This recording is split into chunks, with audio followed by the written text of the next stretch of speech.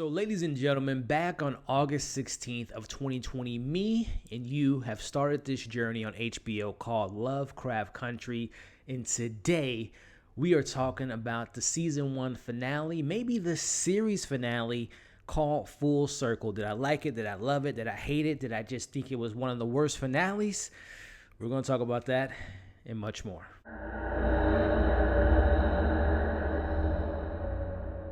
Season 1 finale of HBO's Lovecraft Country was titled Full Circle. After uncovering the origins of the Book of Names, the gang heads back to Ardham to cast the ultimate spell. What is going on, everybody, and welcome back to my channel, Movie Files. Elliot here today to share with you all my Season 1 Episode 10 finale of HBO's Lovecraft Country. We're talking Full Circle. I am so excited to let you all know what I thought about this finale and just break it all down in this spoiler discussion. Before we dive into the details, as you can see on the screen now, make sure you're following me on all my other social media accounts. That way you can stay up to date of what's going on over here at Movie Files. If you are new to this channel, welcome to Movie Files. Make sure you guys subscribe to the channel and hit that bell so you don't miss any of my other HBO TV reviews, other TV coverage, movie reviews, live streams, all the fun things we do on this very channel. Make sure you give this video a thumbs up. Helps out the channel, but I also really appreciate it. And for the last 10 weeks, you have all been doing an incredible job of commenting, sharing your theories, your predictions, your pros, your cons, and I love reading those comments. So in the live chat, because this is a pre-recorded premiere video, let's talk about this episode. I'm going to be in the chat with you all talking about it. And also for those watching this replay, let me know your thoughts in the comments below. Again, your theories, your predictions. Will we get a season 2? Let's have a fun discussion in the comments below. So before I even get into this review, by the way, again, welcome to this video. I want to thank you at home, you on your phone, you're on your tablet, you're on TV, watching these reviews for the last 10 weeks and reading you guys' comments, meeting some great people. I'm more than honored, more than thankful, more than just humbled that you guys have come to this channel every single week to discuss this show, which is, honestly, to be frank, regardless of my opinion on the finale, this is a groundbreaking show, no matter how you look at it. And we've been talking about it for last week. So I just want to, before I even get into my thoughts, I just want to thank you all again for the continued support, for being here every single week, for being great people. Even if we disagree with things, agree on things, it's just great to be able to talk to you all. So I want to thank you all for the continued support. So before we get into this review here, I will let you all know this will be very similar to all of my other reviews, but I wanted to kind of break each scene down. So this will be very detailed. So if you haven't seen the episode, number one, go check it out, because this is going to be filled with spoilers. But sit down, relax, get some water, get some tea, get some popcorn, because we're going to be talking about this. I don't know how long this review is going to be, because I'm recording this now. I don't know what the length of this is going to be. So sit back, relax, and let's break down these scenes. So the episode starts off with Tic, Montrose, Letitia, Hippolyta, and Dee from last week. They've come back from their trip from everything that happened in Rewind 1921, and now they are back at home. We see that they now, as we saw last week, they have the Book of Names in their possession. And with this, now Tic and Letty has a spell. He reads off the name, and he reads off the spell to unbound it, and the book opens, and it opens to a symbol that is the symbol that Tic has as a birthmark. So we know that symbol has a lot of importance. We found about it a couple weeks ago, and now we get some understanding of that. So the book opens to the page displaying Tic's birthmark, and within seconds we see Letitia and Tic both just pass out. And obviously Montrose and Hippolyta are like, what's going on? Wake up. So we see them being taken to this place. We don't know the name of the place quite yet until we get into it a little bit later, but we see that Tic is taken to Hannah, where she says something to him that we have been talking about for weeks. And this goes back to, I want to say, episode 2, where she seems to have mouthed something to Tic, but obviously we didn't hear her voice, but we find out what she says. And in that moment, she says to Tic, "It's in your blood." So transitioning from what we see Tic and Hannah having a conversation, we now go to where Letitia's at. And now we see Letitia is being brought back to Dora's grandmother's house. I believe her name was Hattie, if I'm not mistaken. And we see, the conversation being had, and she's telling, Letitia to calm down. It's okay. You're in a safe place. And she kind of explains that place, which we'll get to here in a bit.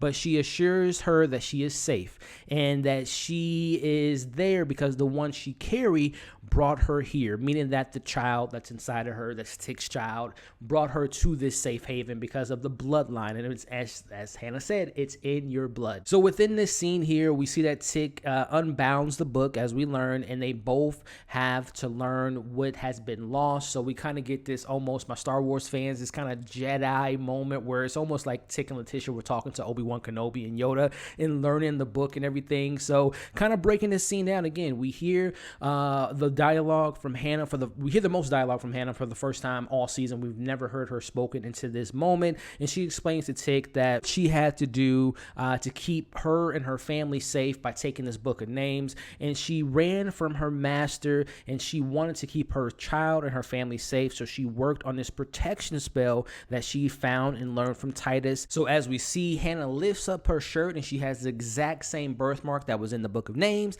that Tic has, that his cousin has, and that this birthmark is a protection spell to keep their family line and their bloodline safe for those that wield magic. So we go back to Letitia and Hattie, and this is where Hattie tells Letitia that this is a safe place because this is what they call the ancestral space. Now this reminded me very much of Black Panther, but either way, we see that this space was birthed because Hannah opened the book, and we are to believe, Hannah said, or I should say Hattie said, that Hannah believed that this was a hell, almost like a hellish place, because she was using the devil's magic and using the devil's work. So I am to assume within this ancestral Black Panther place that everyone that's died in Tic's bloodline goes to this place, which to me opens the door for maybe an idea for season 2 that they're going to have to go to this place to maybe get Tic or to get some more information. And maybe that's how, Jonathan Major plays a role in season 2, because they have to go to him to get knowledge, or maybe his son visit him. I'm thinking, again, I'll talk about it at the end. I think this to me worked more as like a setup finale versus like a conclusion to this individual story. And again, we'll talk about that a little bit later, but I'm thinking that whole thing, that ancestral place, is something that we can revisit maybe for a season 2. But as I kind of digress and move forward, they talk about before Hannah took her own life that she placed this boundary, this spell on the book that no one can ever open it, so no one can ever cause pain again. Hannah learned a lot from this place. She found to be fear isn't something to kind of manifest, but in order to kind of take place in the spell, she has to consider this place as a gift, and she has to pass this gift on to more family members. We see Letitia getting the book of names, and Hanny giving that to Letitia and telling her that it is now your burden to protect this book. And at first, Letitia's a little bit nervous about this big responsibility, but Hattie tells her not to fear the book and to be strong. And Hannah tells Tic kind of the same thing, in a sense that Tic now has the opportunity to save them all, which of course is kind of foreshadowing to his faith later in the episode, which we'll obviously talk about. So we kind of transition from, Hannah and Tic having a conversation to Tic now going to see his mom. Now, this is a pretty big scene because we've never seen Tic, outside of him being a little boy, seeing his mom. We've only gotten, a handful of scenes, less than that, with Dora, the scene where she's dancing with Uncle George in season 2. Or episode 2, I should say. We see a picture of her in his wallet. We see a brief glimpse of her in the flashback scene of episode 6 when Ji is attached to Tic. So this is our first time really seeing her kind of have a big moment again. She had some dialogue, more so than Hannah did when we saw her with Uncle George. But this is a big moment. So, Mama Dora tells Tic that, we've come to this point. And again, I thought this was a really strong moment. And I wish the show dove deeper into. Again, I might have missed this, but how did she die? Do we know how she died? Did she just sacrifice herself to continue this spell to be bounded?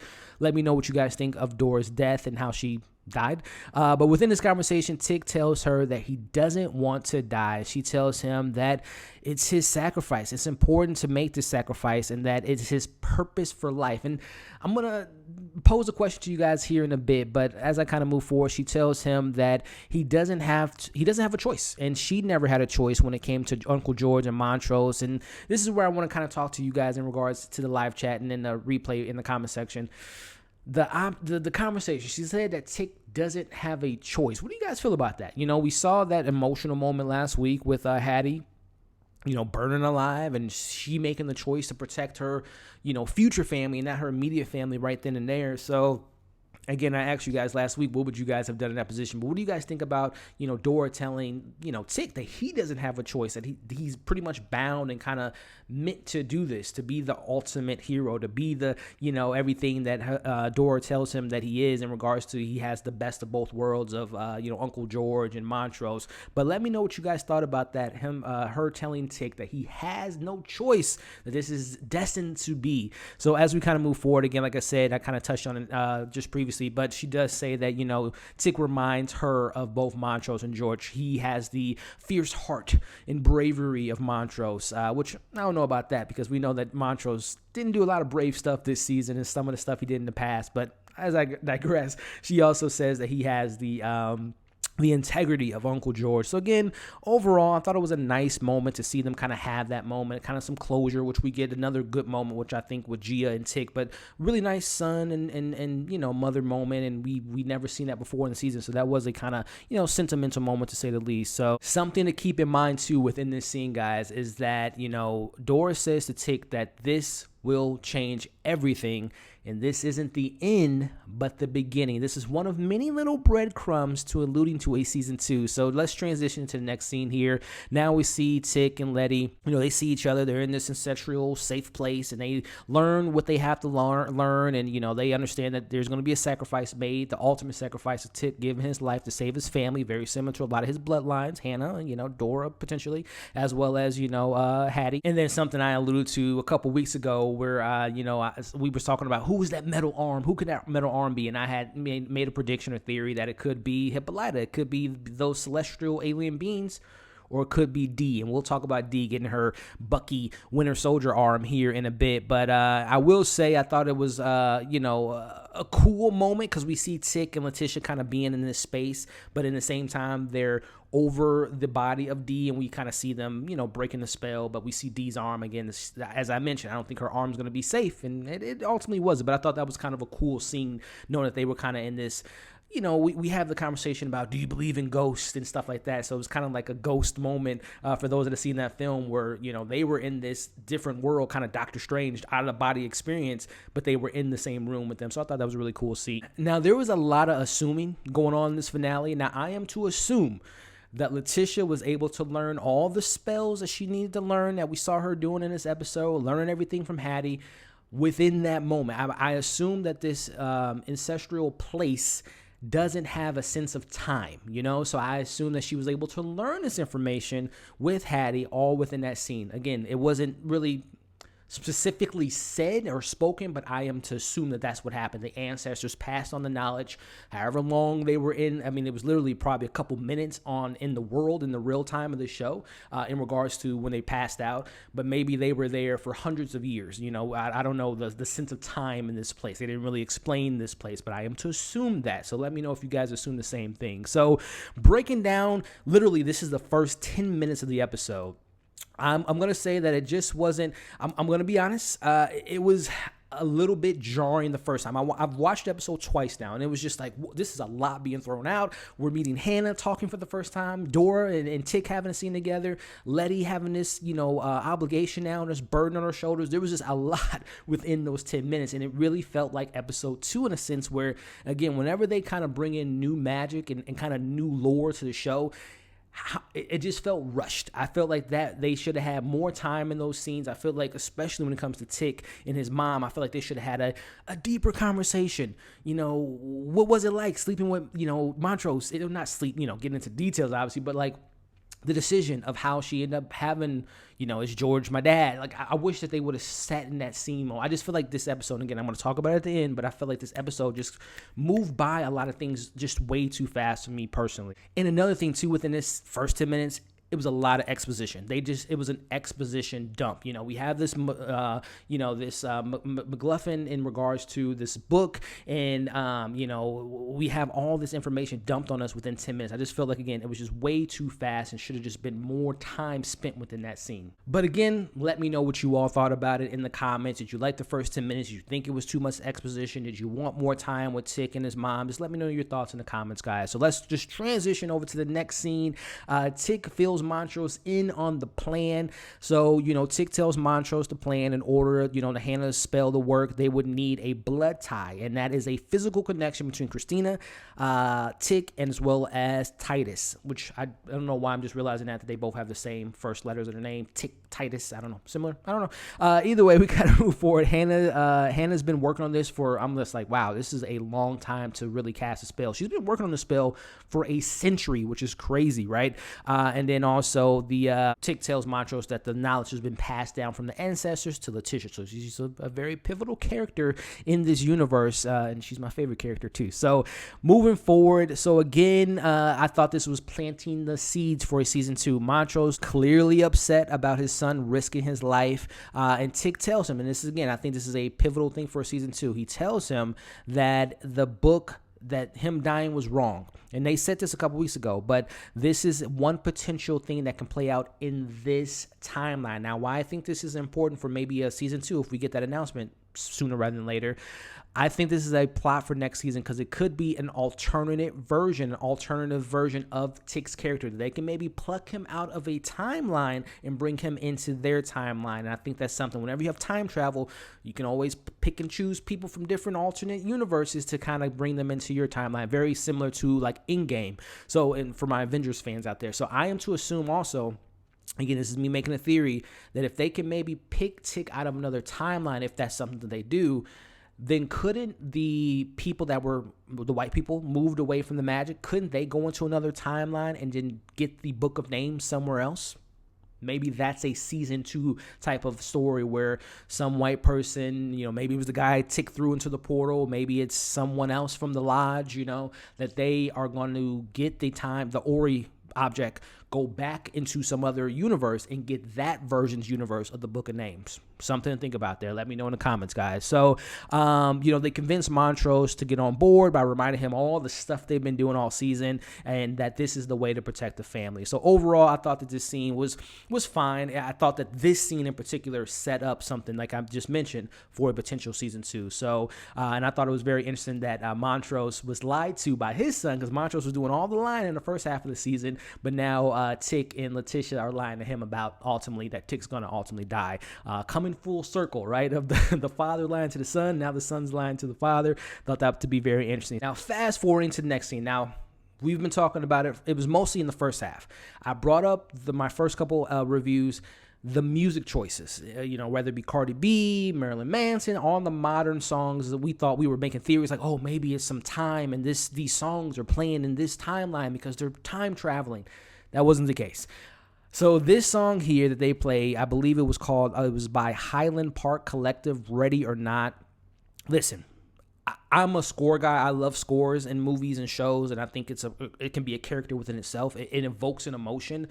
That song choice is subjective. It's just my opinion. I hated that song and that scene. I don't know why they chose that scene. Ready or Not, I just found it to be very, very just misplaced. And again, it is a very subjective opinion. It is just a matter of opinion. It's just a matter of, my preference of song choice at that moment. But I would have preferred, and this might be a minute detail, I would have preferred either silence or Tic and Letitia talking about the sacrifice, him dying, him, tell my son this, or Letitia telling him she loves him. I would have preferred that over that song choice. And again, it might be a minor thing, but that song was so out of place to me. But back into the scene, we see, they go back to Letitia's house, haunted house, and Tic says hello to his little pet in the floor, which we'll talk about a little bit later because that pet has a new owner, right? So we'll talk about that later, and it was a great callback. But we see them return back to the tunnels, which, by the way, we haven't seen these tunnels since episode 4, right? With the Indiana Jones episode. But a question for you all. When it comes to those tunnels, you guys remember episode 4? When the white guys died and the elevator went down and we saw like a bunch of bones on the ground, are we to assume, again, just assuming, let me know your thoughts, those bones were from that creature that came out of the ground in episode 8? Is that what we're assuming? Let me know.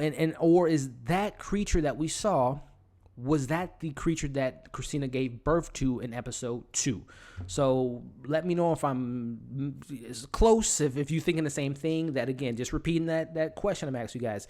Were the bones we saw in episode 4 the bones created from that monster eating people over the years or however long it's been down there?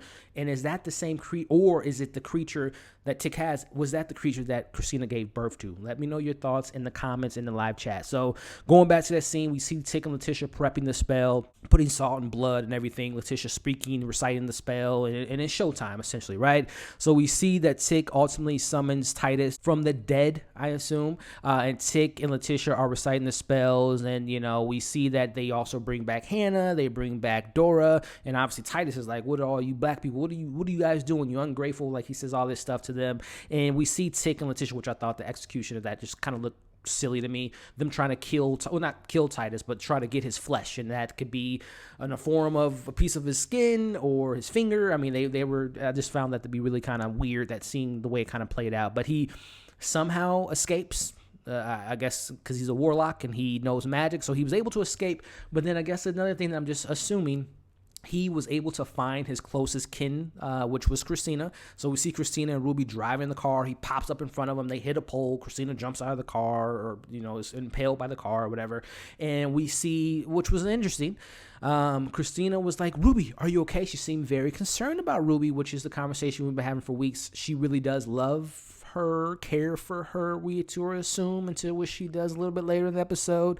But either way, we see that they have that car accident, and then again, magically, Titus is brought back to the kind of seance that they're performing, and we see within this scene that Tic ultimately finds him. They're playing like tag or duck duck goose. He finally stabs him, and then he takes his skin off his chest. Again, I thought this scene was just, if I'm being honest, to be frank, I thought it was kind of poorly executed and just kind of cartoonish. But we see that they get the skin, and they recite the spell, and we say goodbye to Hannah. We say goodbye to Hattie.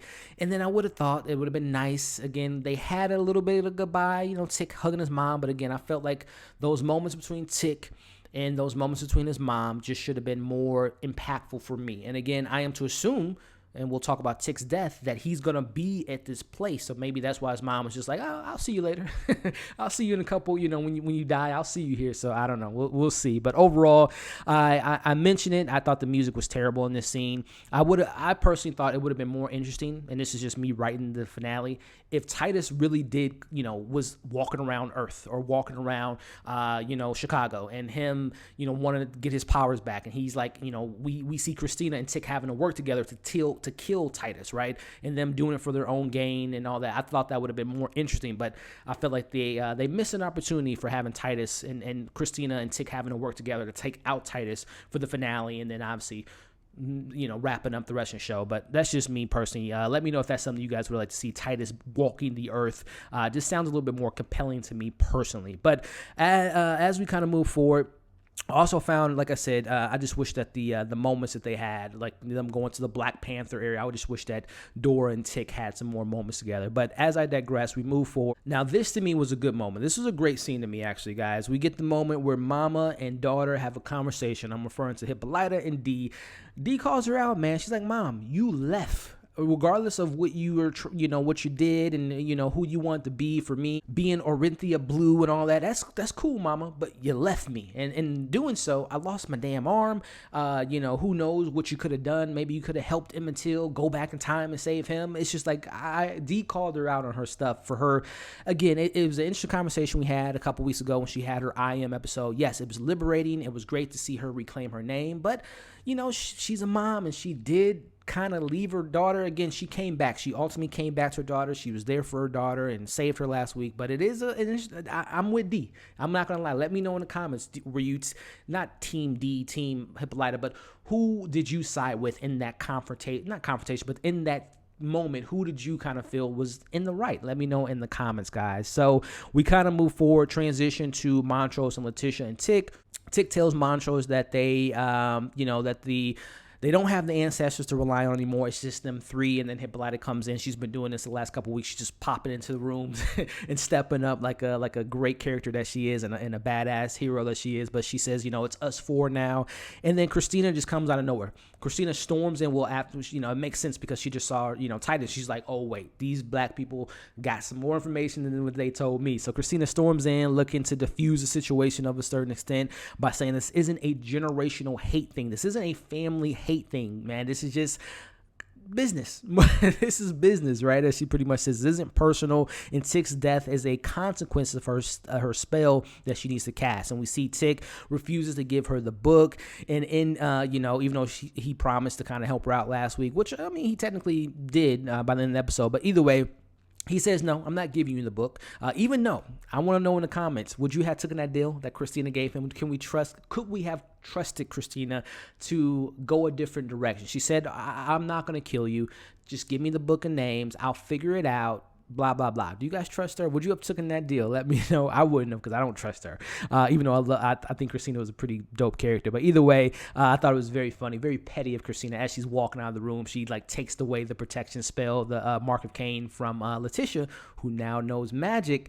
She takes that away, but I thought that was kind of funny. But overall, I didn't have any problems with this scene. I thought it was pretty straightforward, kind of quick actually, but nothing really too big in that moment outside of Christina being petty. But nice moment here, guys.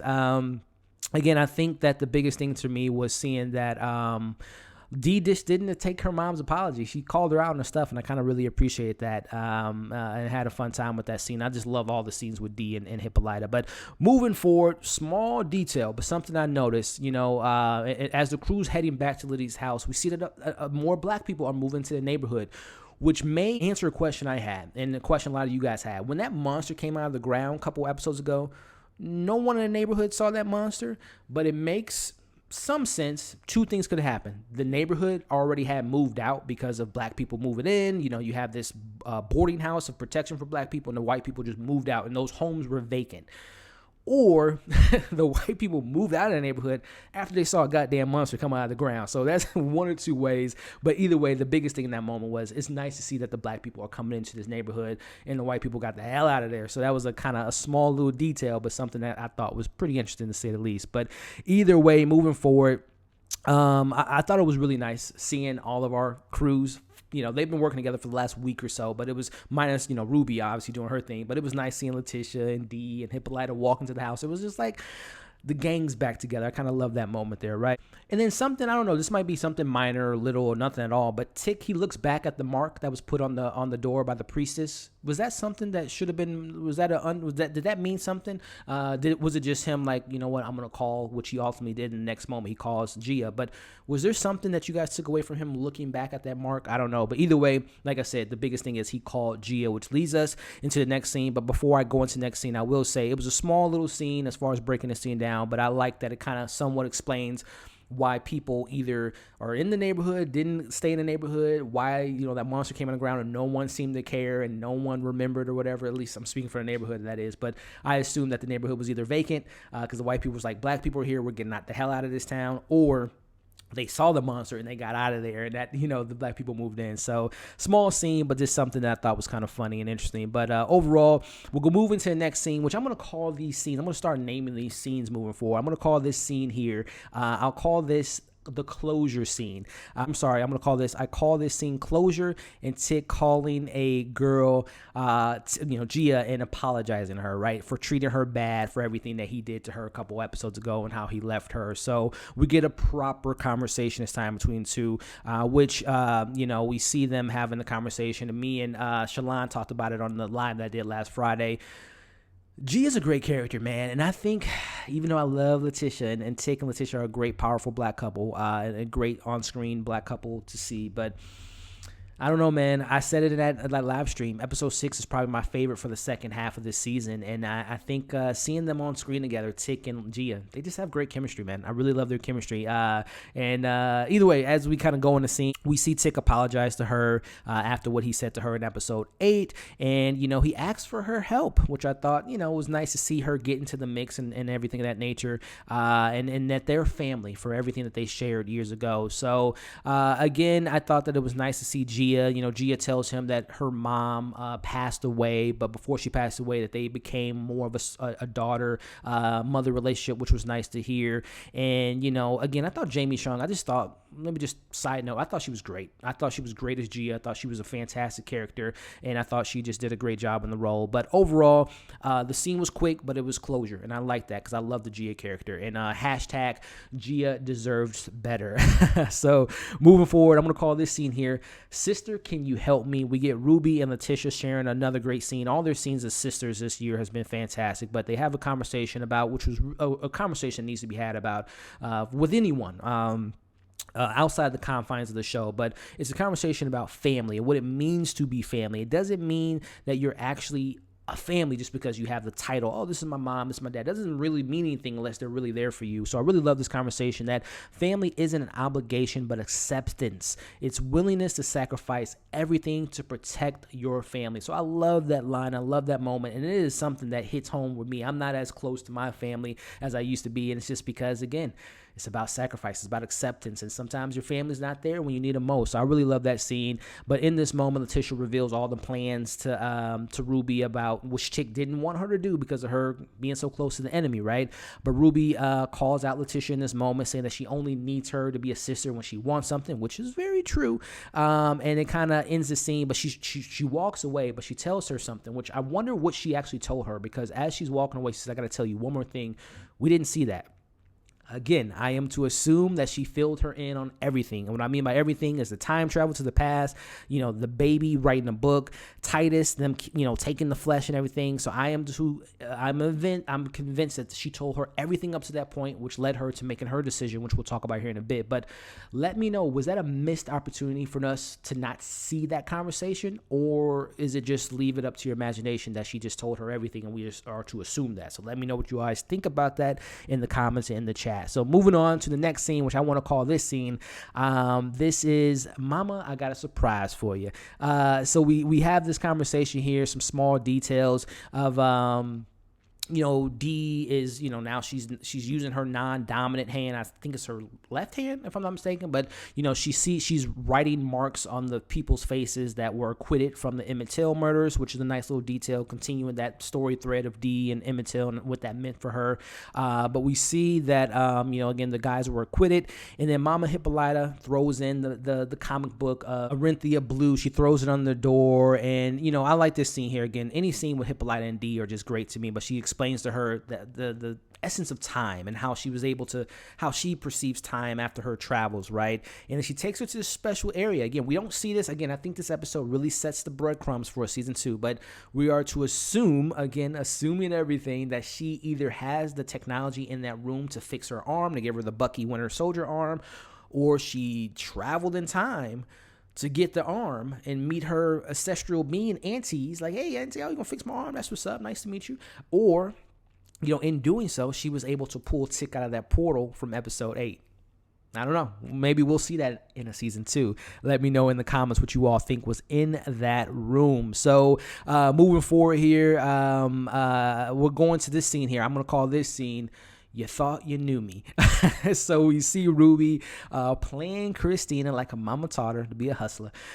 We see Ruby asking about what she's been up to, looking around the room, seeing all her spells, being the sister, stepping in, being family, accepting, sacrificing, because she does sacrifice her life. She didn't know that, but that's what she's doing. So it's an important moment. It answers the question. So I'm pretty sure this scene, and they said it last week, but William and Dell being in this coma-like state, they're not dead, because how do you pull blood, all this blood from a dead person? They're still alive, right? I'm going to assume that Dell and Christina, or I should say William, and now Ruby are still alive, because they're just in a coma, they're in a sleep. They're just in a coma, right? So I think this is another breadcrumb for season 2, that they're going to be able to get Ruby back. They're going to re-rise her, rebirth her with the flash and everything that Christina explained in the scene to bring her potentially back for a season 2. So we see Christina has her doubts about her spell and has a little emotional moment even, because she's like, if this doesn't work, then I killed my last family member, in doing so, referring to Tic, right? So we see Ruby gives her the assurance that it's going to work, and she even distracts her by giving her a kiss to get that vial with her flesh in it. So again, Ruby, came through in the clutch. Again, she sacrificed. She didn't know she was going to die, which we'll talk about a little bit later, obviously, but very interesting scene. So overall, what I think about the scene, within the context of this scene, not knowing, what Ruby ultimately that she was going to die, right? I think that's a really interesting scene because I think it kind of, at first, it makes the audience think like, oh, her alliance is with Christina, but then after you see what, Ruby ultimately does, she came through for her family at the end, right? So next scene is the baptism. Not a long scene, but we see that vision come true with Ji-Ah when she saw Tic getting baptized.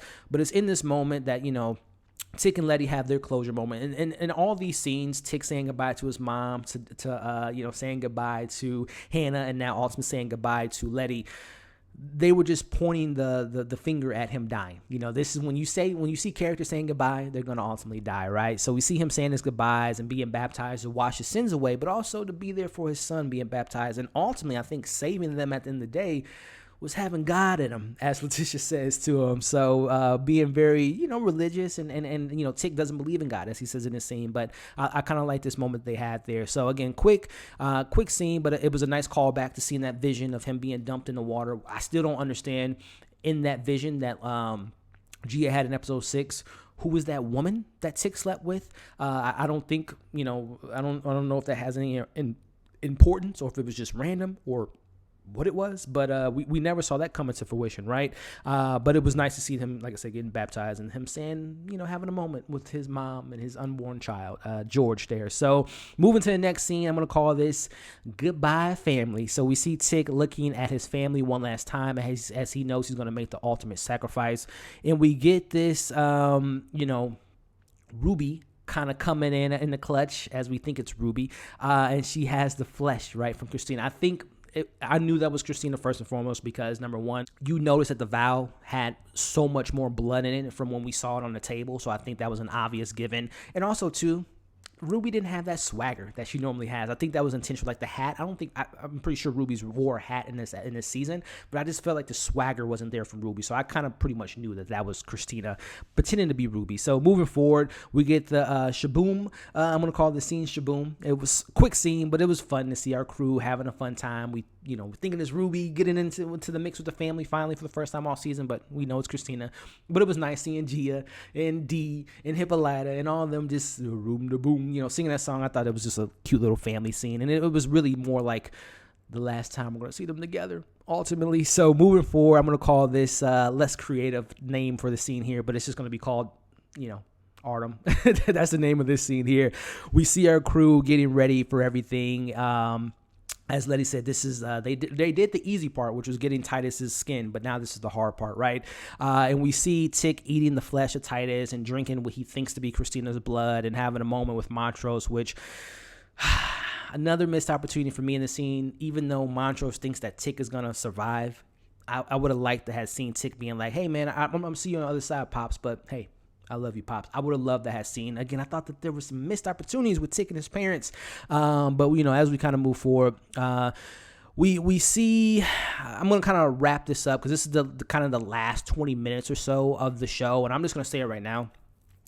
I thought the last 20 minutes were poorly executed, from a choreography moment, from the fight scene that we'll get to just quick motion, this quick emotionalist type of scenes, and we'll get into it here, but I'm just gonna say I thought the last half of this 20 minutes were poorly executed. I'm gonna get into it here. So starts off with the people of Ardham pulling Tic into preparing him for his this ritual. We see the crew getting things kind of put together in various areas, and we see, which again, Christina pretending to be Ruby. Again, I found it to be very obvious. And then I don't know if this is something that they did previously, but when Christina was talking as Ruby, she sounded white. I don't know if that was something that was just like there just because she was like, I'm revealing myself. I don't know why she didn't transform into Christina at that moment, but again, poorly executed to me this whole back half of this show, if I'm being honest. Letitia realizes that it's Christina and they have a fight, and it cuts between, Ruby and Letitia fighting, and Christina, or should we call them Rubstina, Christaruba? I don't know. That sounds terrible. But we see Ji-Ah and Montrose and Hippolyta fighting the people of Ardham on a bridge. And again, not to be a broken record, but I thought that the choreographed fights We're trash. I hate to say it because I love this show so much with a passion. And listen, man, I'm not expecting the fight scenes to be John Wick or the Raid level. They don't know Kung Fu. I get that, right? But it just looked staged, and it was just poorly executed. The way they were fighting and the way they cut the scene and the way they edited it, it was just poorly put together. I'm just being honest. It's just me. You guys might have loved it, might not even pay attention to it, but I just thought that the way that scene was put together was just poorly put together. And it's subjective. It's just my opinion, but I hated that scene. And also, too, just on like a logistical, like logical level, you got 20 plus people on the bridge with weapons, I mind you, versus 3 people. Now, if Hippolyta became, the blue character and she had lightning and she was looking all badass and Ji-Ah becomes a fox, then I'm like, okay, this makes sense. They're taking on all these people. But Jim just, fighting them and taking the weapons, and you got like 6 people on Ji-Ah, and like, I don't know, that whole scene, the fight choreography was like really bad to me, if I'm being honest. So wrapping this up, this fist fight of Christina and Ruby, she wins the fight, and we see that she throws Ruby over the ledge. And look, I've seen the episode. I'm being honest with you all. I knew Letitia didn't die because, number one, she has Tic's baby inside of her, and we know that the bloodline is safe, so she is safe, and she knows magic. She probably put the mark of Cain on herself because she knows magic, so the motion didn't work for me because, again, the Jedi master lessons that she got earlier in the episode just proved to me she was going to be fine regardless of what happened. So that emotional moment when we thought Letitia died didn't work for me, but if you guys were surprised, let me know in the comments. If you teared up, because that is my favorite character, I'm like, oh man, I don't want to see her get her ass beat, but I knew she wasn't going to die. But, we see Dee writing or reading George's book, George Freeman, Letitia and Montrose's son. I think within this scene, she's pretty much explaining what happened in this scene to the audience, letting us know that it has to be sacrificed in this kind of part of their plan, essentially. But we see the monster attack Dee's car, and then her monster, because she's the master of this monster, saves her. It was kind of choreographed and kind of saw that coming, right? But now we just kind of wrap up the episode, and it literally cuts between, that happening, and then Christina cutting, Tic's arm and just the blood gushing out of him. And I'm not going to lie, that was a pretty badass moment. I didn't like the back half of this episode, but visually, and this is just me being a horror fan, when the blood's coming out of Tic's arm and she's like bathing in the blood, I thought that was very witchy, like the way she was moving. It was just, I don't know, visually kind of cool, if I'm being honest. So cut between that, Letitia coming back to life.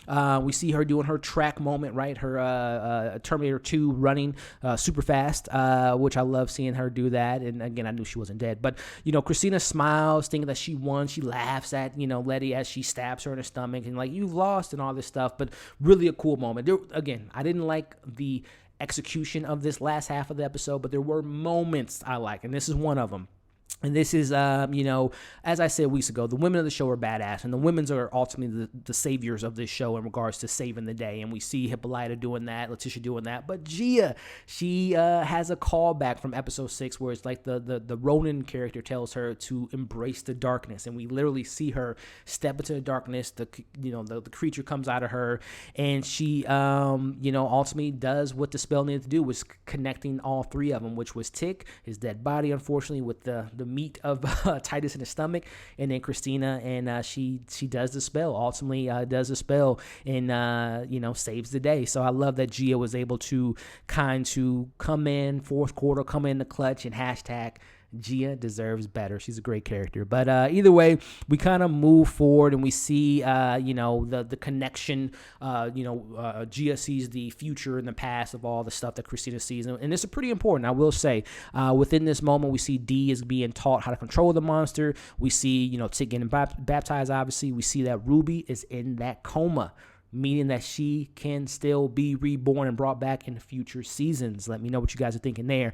But either way, it ends with Letitia telling Christina that magic is no longer going to be able to be controlled by white people, and now it's theirs. They are taking back their magic, taking back their power. That's kind of the whole theme of this show.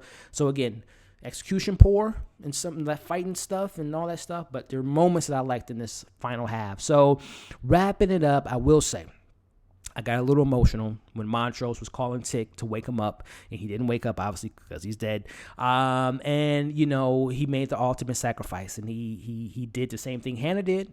I don't know how Dora died. I assume she did the same thing, sacrifice in some way, some matter.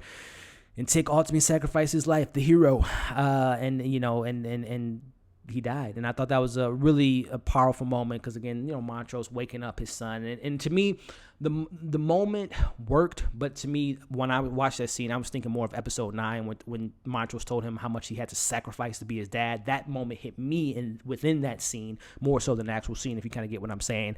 But we hear, and I got a little teary-eyed, just a little teary-eyed. Got a little emotional. We got the voiceover with Tic, telling Montrose the letter that he sent him, that he has a second chance to be a dad, to be the grandfather for their son.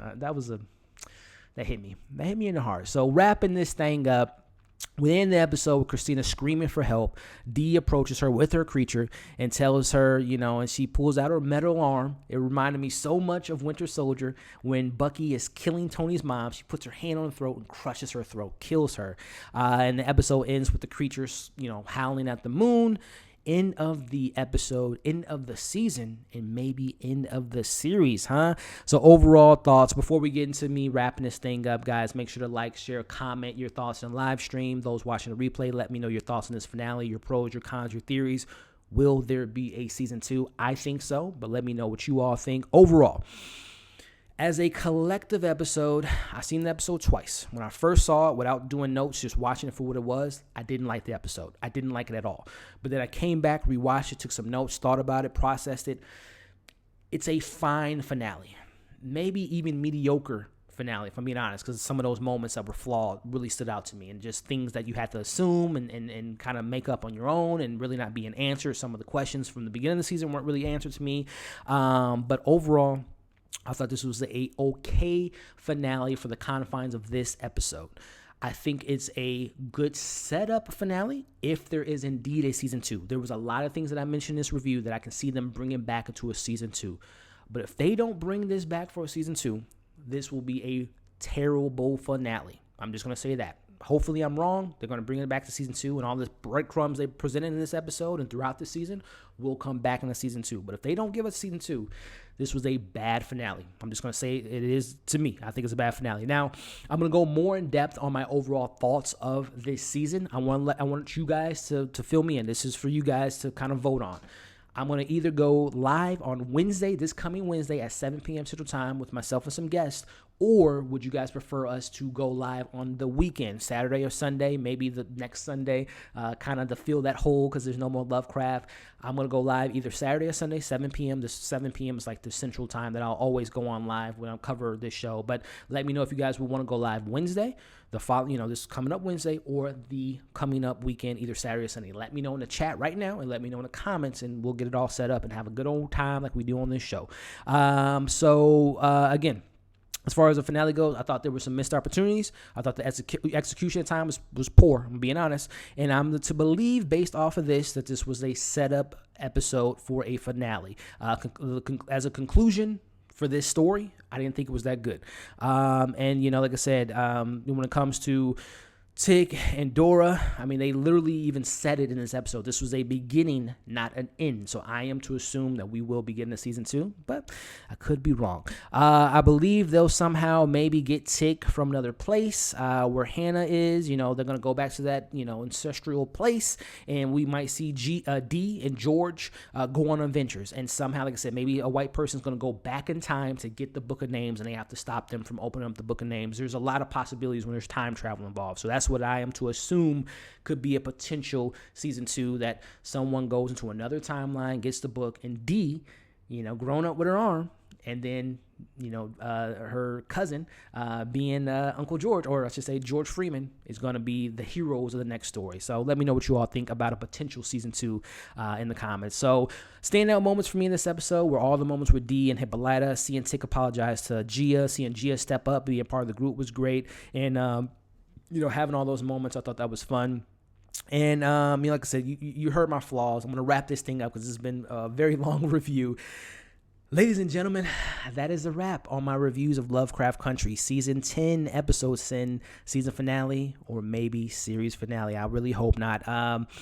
Man, it has been a pleasure being your host on these breakdowns / reviews these last 10 weeks. I have enjoyed covering the show. I hope you all subscribe. Stick around. I cover a lot of other movies and shows and all that fun stuff, and I continue to have these great conversations with you all. So I hope you guys enjoyed these reviews. Hope you liked this video. Make sure to give it a thumbs up, comment, in the chat, in the comments below. And again, guys, I love you guys. It has been such an honor talking about this show. And like I said, I'm going to be talking about more shows, more movies. We've got The Mandalorian. We got other stuff coming out. So I hope you guys subscribe, hit the bell so you don't miss any of my videos. Again, let me know, should we go live Wednesday or should we go live over the weekend to do a full season breakdown with some special guests? So thank you.